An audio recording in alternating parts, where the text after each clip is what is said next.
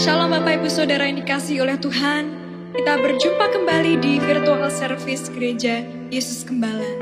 Mari sebelum kita melaksanakan ibadah hari ini, kita satu dalam doa.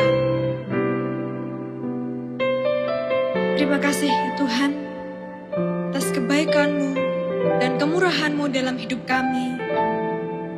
Tiba saatnya kini, kami mau datang ke hadirat-Mu yang kudus. Kiranya Engkau Tuhan menyucikan, menguduskan setiap dari hati kami, agar layak hadap tahta-Mu yang kudus. Dan kiranya Engkau Tuhan yang memimpin dan menyertai jalannya ibadah kali ini. Kami serahkan semua kegiatan ibadah ini hanya di dalam nama Tuhan Yesus Kristus. Kami sudah berdoa dan mengucap syukur. Haleluya. Amin. Amin. Mari sama-sama yang bersuka cita hari ini kita naikkan pujian sembah bagi nama-Nya yang kudus.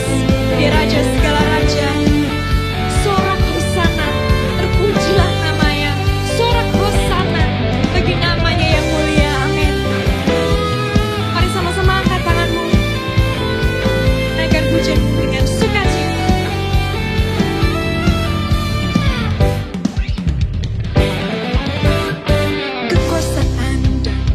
Dahsyatan padamu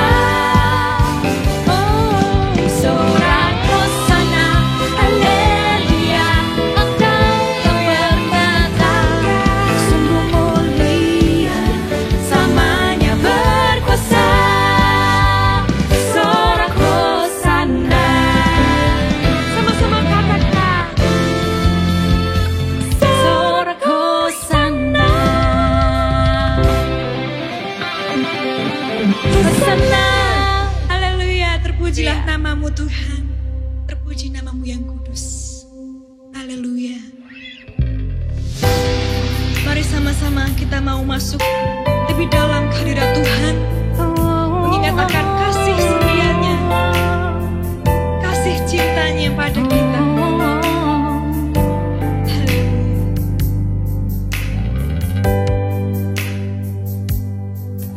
Seperti mentari yang bersinar, seperti itu kasih Bapa, seperti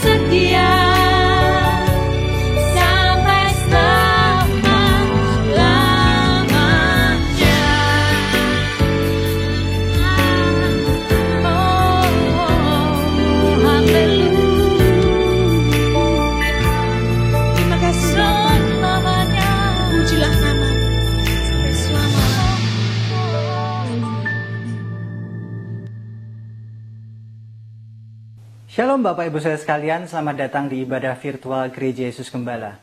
Saya harapkan kita dalam kondisi baik-baik semua, Tuhan menyertai melindungi kita. Di bulan Agustus ini, tema kuasa kemerdekaan mewarnai Gereja Yesus Gembala. Saya percaya setiap orang yang mengalami kuasa kemerdekaan akan menerima janji Tuhan. Mari kita siapkan hati kita berdoa untuk firman Tuhan. Terima kasih Tuhan, sebentar kami akan mendengarkan firman-Mu. Berkati hamba-Mu dalam kelemahan keterbatasannya, sehingga apa yang hamba-Mu sampaikan, apa yang hamba-Mu persiapkan, biarlah Tuhan urapi. Beri hati yang mengasihi jiwa-jiwa, dan setiap perkataan hamba-Mu ini adalah firman-Mu yang hidup. Berkati setiap umat-Mu dengan hati yang siap menerima firman Tuhan, dan biarlah setiap apa yang kami terima akan kami lakukan dalam kehidupan kami sehari-hari. Terima kasih Tuhan, kami bersyukur, berdoa di dalam nama Tuhan Yesus Kristus, kami siap sambut firman-Mu. Semua yang percaya katakan haleluya, amin. Bapak Ibu Saudara, dalam kehidupan ini kita seringkali mengalami yang namanya keterpurukan. Tapi setiap orang yang menerima kuasa kemerdekaan akan mengalami janji Tuhan. Dalam hidup kita, pastikan diri kita untuk mengalami janji Tuhan. Mengalami janji Tuhan itu menerima sesuatu yang istimewa dari Tuhan. Biarlah di dalam hidup kita, jangan sampai kita tidak mengalami janji Tuhan. Firman pada kesempatan kali ini diambil dari 1 Korintus pasal 10 ayat 1 sampai ke 5 dikatakan demikian. Aku mau supaya kamu mengetahui saudara-saudara bahwa nenek moyang kita semua berada di bawah perlindungan awan dan mereka semua telah melintasi laut. Untuk menjadi pengikut Musa, mereka semua telah dibaptis dalam awan dan dalam laut. Mereka semua makan makanan rohani yang sama dan mereka semua minum minuman rohani yang sama. Sebab mereka minum dari batu karang rohani yang mengikuti mereka, dan batu karang itu ialah Kristus. Tapi sungguh pun demikian, Allah tidak berkenan kepada bagian yang terbesar dari mereka karena mereka ditewaskan di padang gurun. Saudaraku yang terkasih, kita melihat bahwa orang Israel pada waktu mereka keluar dari Mesir, kita melihat ada tiang awan, tiang api yang menyertai, yang melindungi mereka. Bahkan dikatakan mereka melewati laut. Dan bagaimana mereka melewati laut itu adalah mujizat terbesar yang orang Israel alami sepanjang sejarah mereka ada dalam perbudakan Mesir. Mereka dikejar-kejar dan saat mereka melihat jalan buntu, Tuhan bukakan laut itu dibelah dan mereka melalui laut yang terbelah itu. Kita lihat bahwa harusnya orang Israel ini akan masuk dalam tanah perjanjian. Tetapi nyatanya justru firman Tuhan mengatakan sebagian besar dari mereka tidak masuk dalam tanah perjanjian dan mati di padang gurun. Hal yang pertama saya ingin bahas adalah berjalan bersama Tuhan. Dalam kehidupan kita ini semua berjalan bersama Tuhan, Bapak Ibu Saudara. Setiap orang yang percaya akan mengalami penyertaan dan tuntunan Tuhan. Dikatakan dalam 1 Korintus pasal 10 ayat 1 dikatakan, aku mau supaya kamu mengetahui saudara-saudara bahwa nenek moyang kita semua, dikatakan semua, berada di bawah perlindungan awan dan bahwa mereka semua telah melintasi laut untuk menjadi pengikut Musa dan mereka semua telah dibaptis dalam awan dan dalam laut. Kita lihat Bapak Ibu Saudara bagaimana Musa sebagai seorang pemimpin yang mempunyai visi dari Tuhan. Seorang pemimpin yang diberi tujuan oleh Tuhan. Bahwa Musa harus membawa orang Israel keluar dari perbudakan Mesir. Musa adalah perpanjangan tangan Tuhan untuk melakukan mujizat. Musa adalah seorang pemimpin yang diurapi. Bahkan kalau kita lihat bagaimana Musa itu sering bertemu dengan Tuhan. Dia adalah orang yang dekat dengan Tuhan. Orang yang kenal sama Tuhan. Dan lihat Bapak Ibu Saudara, orang Israel itu semuanya mengalami perjalanan iman bersama Musa dalam pimpinan Tuhan. Dalam tiang awan, dalam tiang api, dalam kesehatan, dalam kekuatan, dalam perlindungan Tuhan. Tapi nampaknya kita juga harus belajar dari kisah ini. Bahwa sebagian besar dari mereka adalah orang-orang yang tidak masuk dalam tanah perjanjian. Orang Israel gak pernah kekurangan di padang gurun. Orang Israel mendapatkan yang baik. Makanan, roti mana dari surga. Air dari batu karang. Dan kemudian mereka juga mendapatkan daging untuk mereka makan. Kebutuhan jasmani mereka tercukupi. Mereka mengalami yang namanya penyertaan tuntunan Tuhan. Mereka hidup dalam keadaan yang baik. Ada tiang awan yang melindungi mereka dari panasnya padang gurun. Dan ada tiang api yang memberikan kehangatan kepada mereka saat mereka dingin dalam padang gurun. Dan juga orang Israel ini mengalami tuntunan mereka berjalan saat tiang awan ini berhenti, mereka beristirahat. Saat tiang awan ini berjalan, mereka juga mengalami perjalanan bersama Tuhan. Demikianlah saat kita melihat bagaimana kehidupan rohani kita. Kita ada dalam gereja, kita ada beribadah, kita melakukan yang namanya ritual-ritual liturgis dalam kehidupan kita. Menjaga disiplin rohani. Sama seperti saat kita berjalan bersama Tuhan. Kita mengalami tuntunan Tuhan, kita mengalami penyertaan Tuhan. Bahkan kita juga mengalami penyediaan Tuhan dalam kehidupan kita. Nampaknya kita tidak berkekurangan, nampaknya kita ini dicukupkan, nampaknya kita ini mengalami sesuatu yang baik dari Tuhan. Tapi mari kita lihat, apakah kita mengalami yang namanya pertobatan, Bapak Ibu Saudara. Karena orang Israel ini sebagian besar mereka nggak terima perjanjian, nggak mengalami janji Tuhan. Karena hal yang kedua, mereka tidak mengalami pertobatan meskipun dikatakan mereka melewati laut, yang kata Alkitab adalah mereka ini seperti dibaptis, mereka ini mengalami baptisan. Yaitu hidup yang lama menjadi hidup yang baru.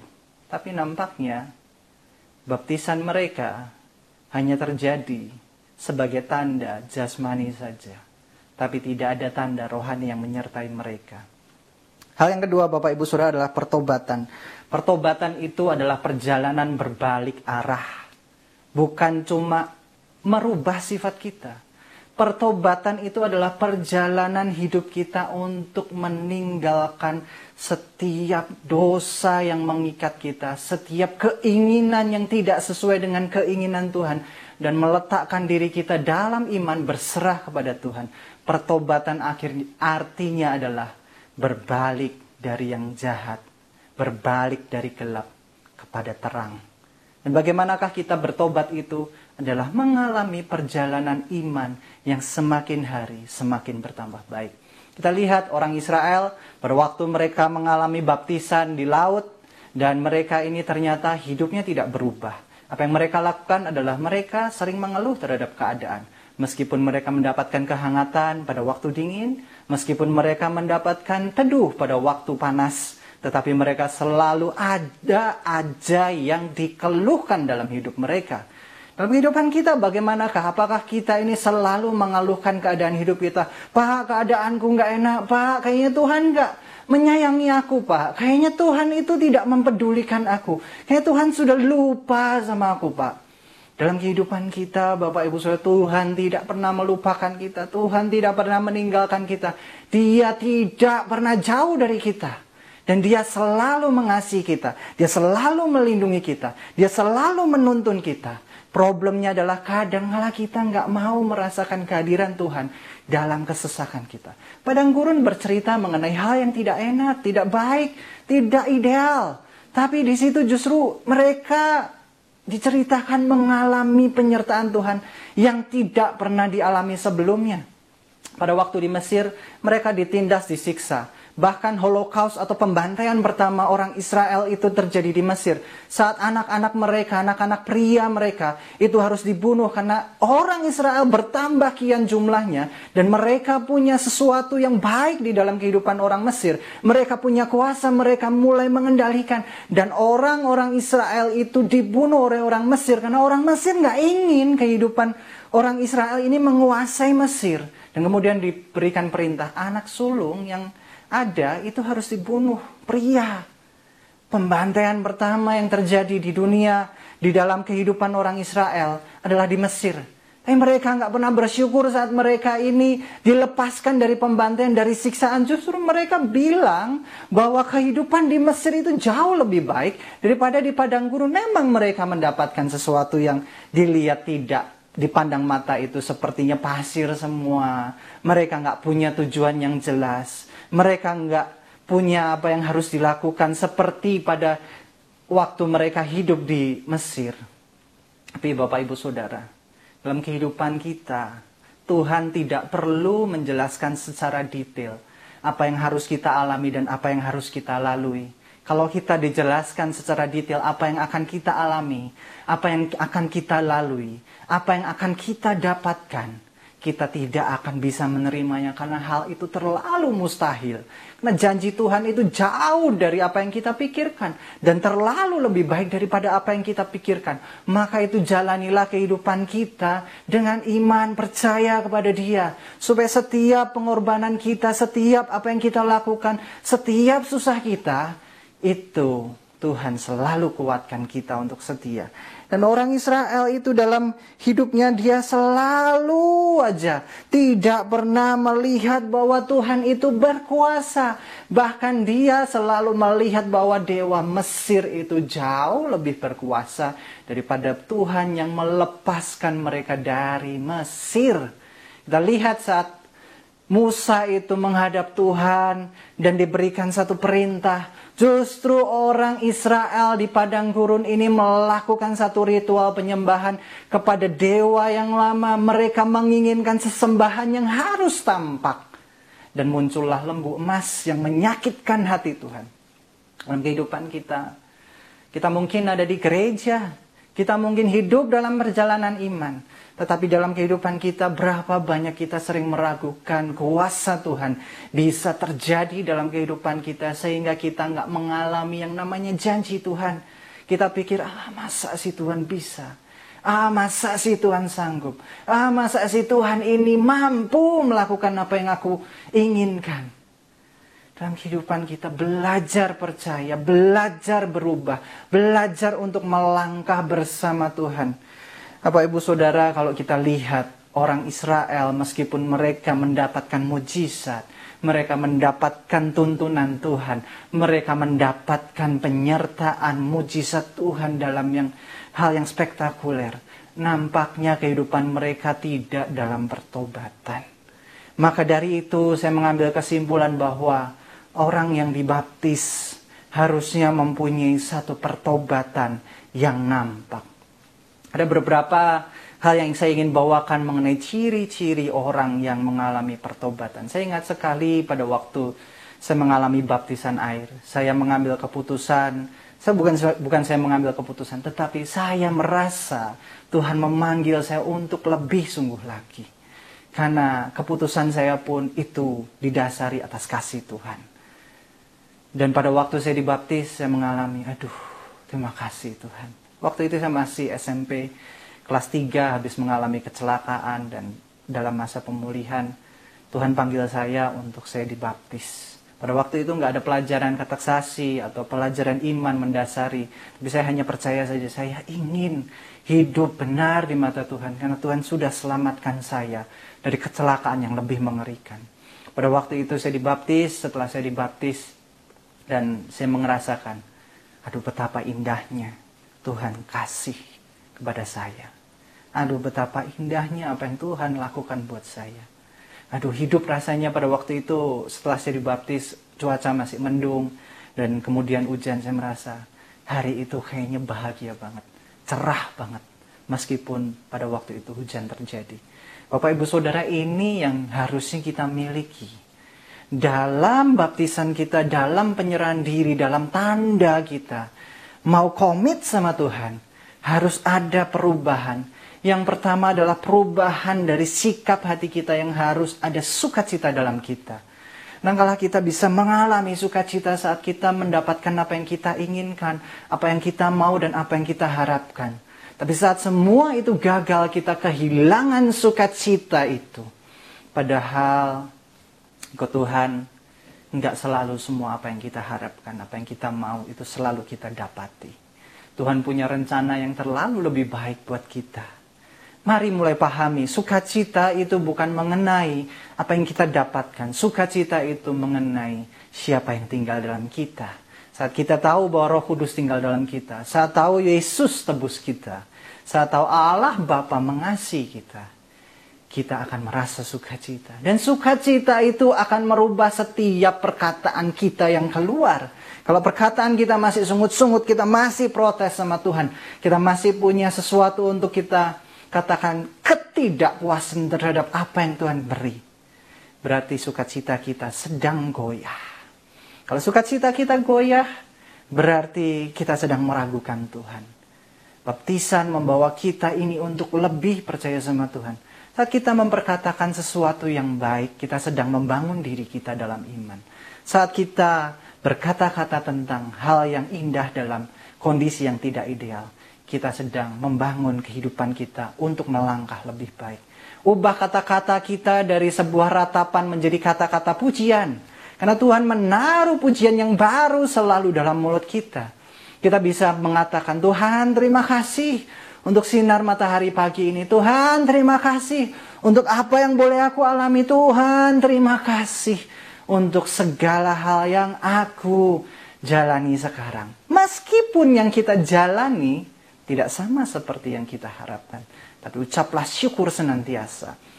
Nah, ucapan syukur akan membawa tindakan kita yang keluar itu berbeda. Orang yang mengeluh, dia akan mulai murung, mulai negatif, mulai mencaci dan memaki orang-orang di sekitarnya, mulai tidak bisa melihat dengan jelas. Tetapi orang yang bersyukur, dia akan bisa menilai satu keadaan dengan baik. Dia akan melihat sesuatu yang tidak baik itu ada peluang di baliknya. Dia akan melihat bahwa dalam kehidupan tidak semua yang baik itu akan membuat celaka. Dan kita menjadi orang yang waspada menjaga hati. Sehingga dari hati kita muncul perbuatan kehidupan di dalam Tuhan. Kalau kita melihat pertobatan kita ini bukanlah sesuatu yang muncul begitu saja. Tetapi merupakan perjalanan yang diubahkan sedikit demi sedikit, sedikit demi sedikit. Dan kita gradually atau senantiasa mulai meningkat. Apa yang kita lakukan menjadi lebih baik, apa yang kita perkatakan menjadi lebih baik, sukacita kita tidak hilang. Dan itulah yang namanya pertobatan di dalam Tuhan. Bukan saja hanya hari ini aku meninggalkan dosa ini, aku meninggalkan dosa itu. Tapi setiap hari ada sukacita yang melingkupi kita, ada perkataan berkat yang keluar dari kita, ada tindakan yang melakukan sesuatu yang baik bagi orang lain. Itulah pertobatan kita. Kalau kita mengandalkan pertobatan itu berarti meninggalkan sisi dosa saja, tetapi tidak melihat ada sukacita yang masuk dalam kehidupan kita, tetapi kita meninggalkan dosa karena takut akan hukuman, takut akan maut, takut akan apa yang Tuhan lakukan kalau aku berdosa. Menjadikan kita frustasi, Bapak Ibu Saudara. Karena saat kita melihat bahwa dosa itu merupakan sesuatu yang masih menempel dalam hidup kita, belum dibebaskan, dan kita mengalami hidup dalam ketakutan, mengalami ancaman karena Tuhan kayaknya akan hukum aku. Karena Tuhan membenci aku. Kalau aku melakukan dosa, tentu saja pemisah antara kita dengan Tuhan adalah dosa. Tetapi bagaimana kita lepas dari dosa adalah kita mengalami kuasa kemerdekaan itu. Yaitu Yesus mati di kayu salib, membebaskan kita dari belenggu dosa. Memberikan kita sukacita. Sukacita itu yang merubah kata-kata dan tindakan kita. Sehingga kita mempunyai hidup yang baru di dalam Dia. Bukan kita mempunyai hidup yang baru karena ketakutan akan hukuman dosa. Karena hukuman dosa sudah dibalas dengan salib yang membebaskan kita. Sehingga kita menjadi orang-orang yang merdeka. Nah, orang yang merdeka akan mempunyai hal yang ketiga, yaitu berkenan di hadapan Tuhan. 1 Korintus pasal 10 ayat yang kelima dikatakan demikian. Tapi sungguh pun demikian, Allah tidak berkenan kepada bagian yang terbesar dari mereka. Karena itu mereka ditewaskan di padang gurun. Melakukan yang benar di hadapan Tuhan, berkenan di hadapan Tuhan. Seperti yang tadi saya bilang. Jangan andalkan kuasa motivasi diri untuk lepas dari dosa. Karena kita akan capek saat kita berjalan mengandalkan motivasi diri kita lepas dari dosa. Dengan catatan kita ini takut dihukum sama Tuhan. Karena Tuhan sudah mati di kayu salib untuk kita ini menerima kuasa kemerdekaan, lepas dari belenggu dosa dan menjalani hidup yang berkenan di hadapan Tuhan. Yesus dalam Matius pasal 22 ayat yang ke-14 katakan demikian, sebab banyak yang dipanggil tapi sedikit yang terpilih. Ceritanya adalah saat itu seorang raja yang ingin mengadakan perjamuan makan, diundang kolega-koleganya, nggak ada yang datang. Kemudian dipilih orang-orang di jalan, dimasukkan dalam perjamuan makan, dan ternyata mereka tidak berpakaian pantas untuk ikut dalam perjamuan makan. Banyak orang yang mendengar firman Tuhan, banyak orang mengalami perjamuan makan bersama Tuhan, tapi mereka tidak memiliki jubah kebenaran, yaitu jubah kemerdekaan salib, sehingga mereka ini mungkin ada di gereja, mungkin ikut ibadah, mungkin saat ini mendengarkan firman Tuhan yang saya sampaikan, tapi hidup mereka tidak mengalami perubahan yang benar. Karena dalam hidup kita takut akan hukuman Tuhan. Karena dalam hidup kita ini kita takut mengalami yang namanya hal yang tidak baik. Karena kita ini mengalami dosa. Kalau kita ada dalam kehidupan ini, Bapak Ibu Saudara, pakailah jubah seperti anak yang hilang saat datang kepada bapaknya. Bapak memberikan jubah yang terbaik, jubah yang terindah, jubah kasih. Orang yang mengalami kasih Tuhan akan mengalami perubahan yang signifikan. Roma pasal 8 ayat 28, ayat kesukaan banyak orang yang dikatakan demikian. Kita tahu sekarang bahwa Allah turut bekerja dalam segala sesuatu untuk mendatangkan kebaikan. Mendatangkan kebaikan. Tapi kebaikan bagi siapa? Bagi mereka yang mengasihi Dia, bagi mereka yang terpanggil sesuai dengan rencana Allah. Banyak orang memenggal ayat ini. Kita tahu sekarang bahwa Allah turut bekerja dalam segala sesuatu untuk mendatangkan kebaikan. Kita hanya berhenti sampai situ. Tuhan seringkali kita pikir memberikan satu ujian, satu hal yang tidak baik itu untuk mendatangkan kebaikan bagi kita. Saya katakan amin. Tapi jangan lupa hal berikutnya. Bagi mereka yang mengasihi Dia, bagi mereka yang terpanggil dalam rencana Tuhan. Seberapa banyak kita mengasihi Tuhan? Kita mengasihi Tuhan karena kita lebih dulu dikasihi. Pakailah jubah kasih Allah di dalam salib itu, sehingga kita mampu mengasihi Tuhan dengan sepenuh hati kita. Karena Tuhan yang mampukan kita. Karena perjalanan mengasihi Tuhan itu bukan bercerita mengenai kekuatan, kemampuan kita untuk melakukan membalas kasih Tuhan. Tetapi kita menerima kasih supaya hidup kita dirubahkan dan berbuah. Dan yang terpanggil dalam rencana Tuhan jauh lebih indah. Rencana Tuhan adalah misteri sampai akhir hidup kita. Tuhan tidak perlu menjelaskan setiap detail rencana yang akan kita alami di dalam Tuhan. Tapi kita harus persiapkan diri kita untuk kita ini berserah di dalam iman. Kita ini berserah di dalam keterbatasan kita. Kita ini berserah dalam setiap pergumulan kita. Saat kita berserah, Tuhan yang ambil alih setiap kehidupan kita. Sehingga hidup kita yang dalam jubah kasih, dalam hati yang berserah, hati yang memberikan yang terbaik dalam Tuhan dalam keterbatasan kita, akan dilipat kali gandakan saat kita tahu bahwa kita dibesarkan, kita dimampukan, kita dipelihara Tuhan, bukan untuk kebesaran kita, tapi untuk kebesaran nama Tuhan. Banyak orang mengajarkan kita ini diciptakan untuk menjadi orang yang besar. Kita ini hamba Tuhan. Seorang hamba itu ada di balik tuannya. Kita baik, kita hebat, kita bisa melakukan segala sesuatu. Itu karena Tuhan kita yang kuat dan luar biasa.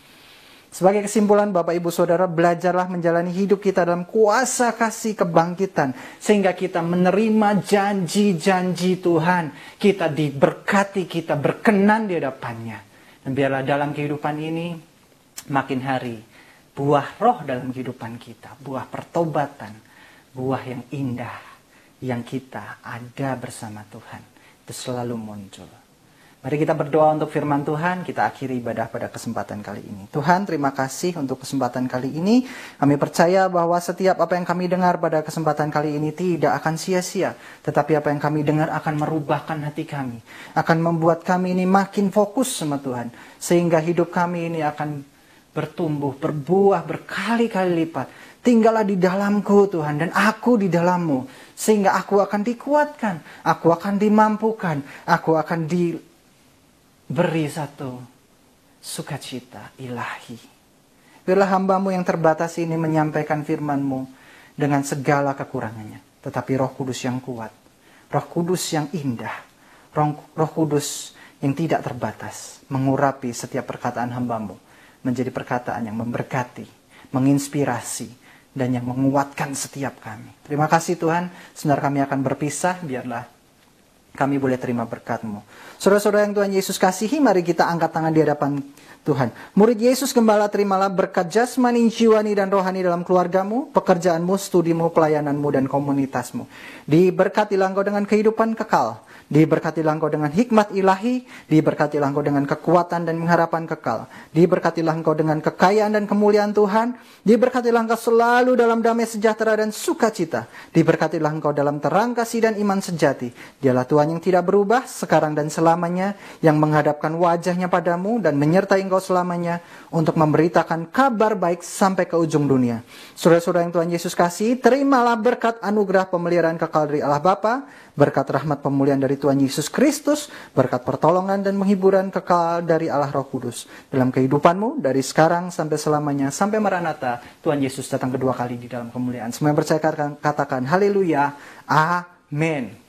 Bapak Ibu Saudara, ibadah sudah selesai, dan tetaplah kita ini berharap pada Tuhan, berdoa yang terbaik untuk bangsa kita. Kita pasti bisa, Indonesia pasti bertumbuh, Indonesia pasti mampu.